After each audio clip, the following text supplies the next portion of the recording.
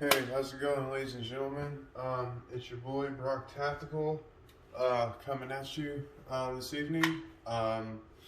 So this video today is, well, this evening anyway, or depending on where you are in the world, is going to be on how to safely train for drawing your pistol and firing your pistol while at home. If you don't have the money to go buy expensive, laser target setups and things of that nature, which I don't. Even if I did, I still wouldn't spend the money on it. I mean, I'd rather go to the range any day. But anyway, let's get back to the point.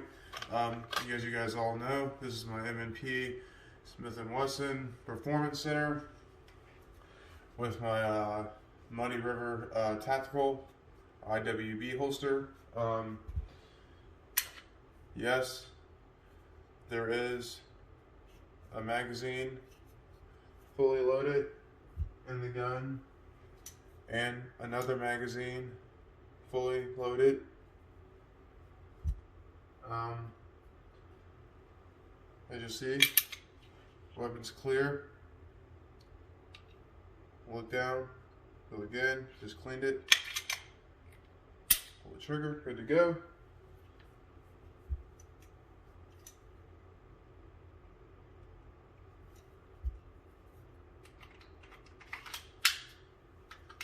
But this video will not be on this. So, today we're going to start off. As you see, I got my Bulldog holster, which is what we'll be using. This has been my new EDC since I've got it and shot it. I like it more than the M&P, even though I absolutely love the M&P, don't get me wrong. Shot them both, love them both. Absolutely. Okay, so first and foremost, you're walking. Let's just get this clear. Got snap caps in here. I have 5 of them in here. Okay, this video will not be long. So, and just to go ahead and show you, there's already one in battery. Okay, so, oh Lord, you're walking, you're doing your daily thing, and all of a sudden, you're starting to see something you don't like, and you're getting a little nervous. You maybe pull out, draw, tell them to stop. They don't want to stop. Blind them if you have to. Boom. Oh. Tap and rack. Boom. Another one's already in there. Boom. Boom. Boom. Okay. Drop the mag. And then of course, if I'll go ahead and reload these.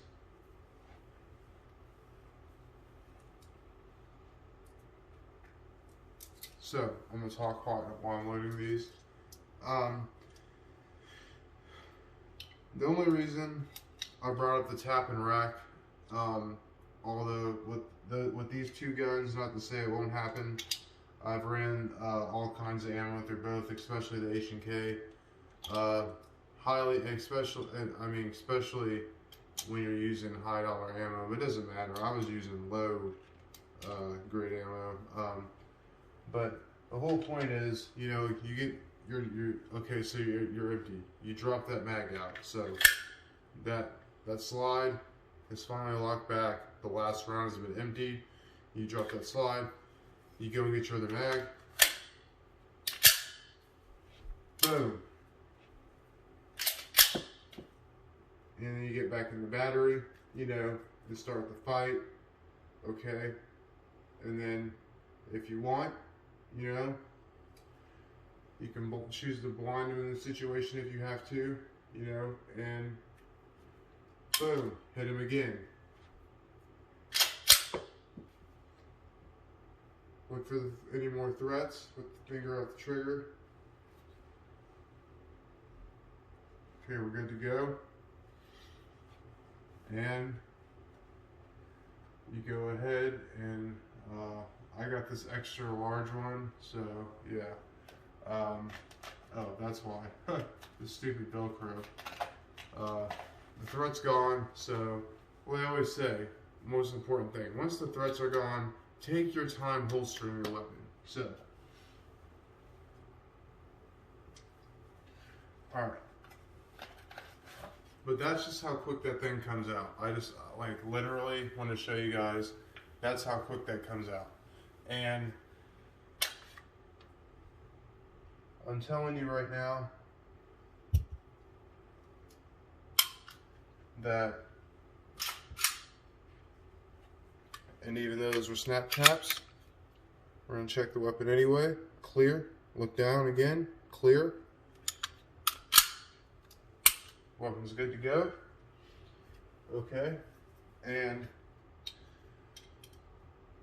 always practice with your snap caps, because you want to get a feel for what it's like, you know, if you have to tap and rack in a situation, and you know, you want to be prepared for that. You want to know how it feels to have to focus and, you know, aim while you're under pressure. And I'm gonna go ahead and grab the M&P for this one and take the clip out. We already safety checked it. I'll do it again. Good to go. Clear.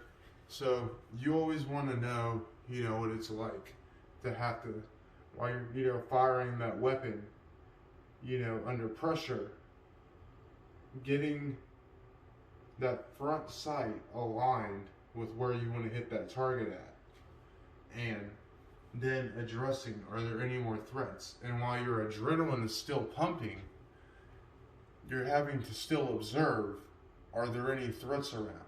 And if there are, then you have to hurry up and get back in the battery and boom, boom, you know, and you know, you're on guard. So I'm going to give you guys a scenario. I was attacked by a pit bull,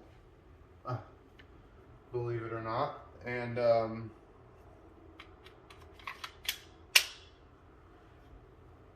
pit bull came at me, and the dog came at me, and I saw it coming at me, and automatically I came out and yelled, "Stop!" Told it to stop. And this was a big red-nosed, you know, pit bull, and so it was sizing me up, and it had already charged. It had already came charging at me, like a quick jolt, and then stopped. Like, so it was already charging at me. So come and then stop. So I drew my gun and said, "Stop." And I pointed my finger and I said, "Stop." And I asserted myself and stood my ground. I did not back down.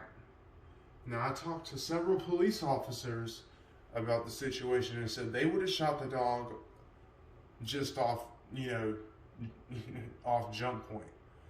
But I love pit bulls, and I didn't, and I knew who the dog's owners were. Pardon me. I didn't want to do that. So the dog was also off the property, which in the state of Indiana, if you're not outside with your dog, legally by law, your dog has to be on a leash. My older brother's an attorney, so these are certain things that I actually do know. So they violate it right then and there. And pit bulls already have a bad rap, and I already knew they were training this dog to be aggressive. Because during the summertime, I would see him hanging him from the tree, you know, on a rope, with, you know, sitting there to see how long he can hang. Those are tactics, because I grew up in a rough neighborhood, in the roughest neighborhood in Indianapolis, when I was a kid into my adulthood, and I'm here to tell you, I used to see dog fighting all the time. It's one of the things they do. So that family, mainly it was the husband, was training that dog to be aggressive. So, but that dog was honestly, it was sizing me up. it was trying to see if it smelled any fear on me. And it rushed at me again, and I backed up, and I yelled, and I said, "Stop." And then he sat down and looked both ways like, should he attack me or not? And he got up and started to run into the road. And he lives right on the other side. And I said, "Stop." By this time, I'd already had my firearm, like, down here, like not in the holster completely, but right here in case he tried something, I could hurry up and fire. But I was like, "Stop." And then he hurried up because his GMC Denali HD was not going to stop. I mean, was this close to hitting him. And he turned back around and went back in the yard, and I kept walking. And then after that was over and I came back around the neighborhood, I didn't want to walk on the property, so I walked around the sidewalk and knocked on the door, and I was like, "I was yelling for you. How come you didn't come outside?" She would have had to have heard me. They had no music blaring. So I actually think she wanted her dog to attack me. And I pick trash up out of their yard all the time. People litter their yard like crazy. And I'm always the good guy. I always throw the beer bottles out of their yard and everything. And this is how you're going to... She's like, "Well, if my husband was here, this would have been a whole different scenario." Tell me how. What, because he's been in prison and he's short and stocky? Man, you won't be grabbing and wrestling with me, man. Like, dude, do you think I carry this for the fun? Do you think I carry this for the fun of it? Do you think that I'm going to be wrestling with you? Do you think I carry this for the fun of it? Dude, no. Absolutely not. I will take this paracord off and choke you the life out of you. I will literally come up on you, put my fingers down into your eyes, knee you in your balls, and then take this pistol and smack you dead across your face. Like, I'm not nothing to be played with. And I don't like being like that. I'm a very kind person. But when people are starting to threaten me, and I'm sitting there telling her, "Man, I did you a favor." She got mad because I told her I pulled the firearm on her dog. I said, "You know what? If you want to call the police out here, I'll be happy to call them for you. And you know what? They would tell you straight to your face, they would have shot your dog. And they would tell your felony-ass husband also that they also would have shot your dog. I gave that dog 3 breaks." So, and that was out of love for pit bulls. But my main point here is this. Be trained. That's why I said, buy some snap caps, so you don't ruin your gun, whether it's hammer fired, striker fired, and, practice, underneath those high stress situations, practice, like, when the threat's over, it's over, you can take your time holstering, but, practice, getting into battery real quick, and pulling that trigger, and then racking out. Always practice the tap and rack, because you never know. And then it becomes like a fluid motion. So always practice that, but use the snap caps to train, so you can actually get a feel for, a round coming out of the slide and, having to chamber another one and so on and so forth. Make sure you're practicing your training. If you do not practice your training, then, how are you ever going to get good at something? I showed you, you guys saw my shooting at the range when I was there, point blank, which was the same day that it was so funny. It was the same day that I bought the HK. I traded in my P250 and got 200 and I think it was $230 or $250 in credit for it, and this was a $900 plus tax. So basically $1,000 pistol. Love it to death. Love the True Dot night sights on it. And also had this with me. Shot both of them that day and loved it to death. So, and then I did it to have fun, but I also did it to prove a point because a lot of people, are talking. Oh, he doesn't know what he's doing. Oh, he doesn't. Your guns suck. I had someone tell me my guns suck. How can my guns suck at the time when I only had one gun? So, you need to go back to English class. It's, that would be considered, plural, what you said, not singular. So, what you said was plural, not singular. Go back to first grade, please. But, I do know what I'm doing. I love to shoot, and I don't do this for money. I don't get on here to try to get a bunch of subscribers and make money. I get on here to relieve stress, show other, show people techniques that I've had to use in the past and have had to use recently, and show people, how I train and, my experiences in life and how I, have dealt with them, and just pass that knowledge along. And also it's a very good stress reliever for me because, I work from home. I work online. So, I used to do hard labor. I used to work for local 120, laying brick and block and running a 120-pound jackhammer all day. So, I'm just, trying to share my life experiences. And this M&P Performance Center,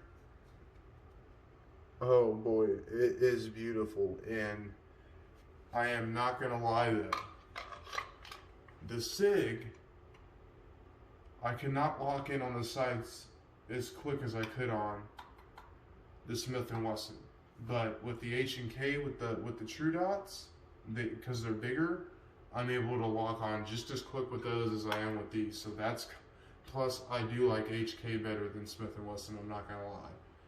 So for me it's H&K, Sig Sauer, Smith & Wesson, and then Glock.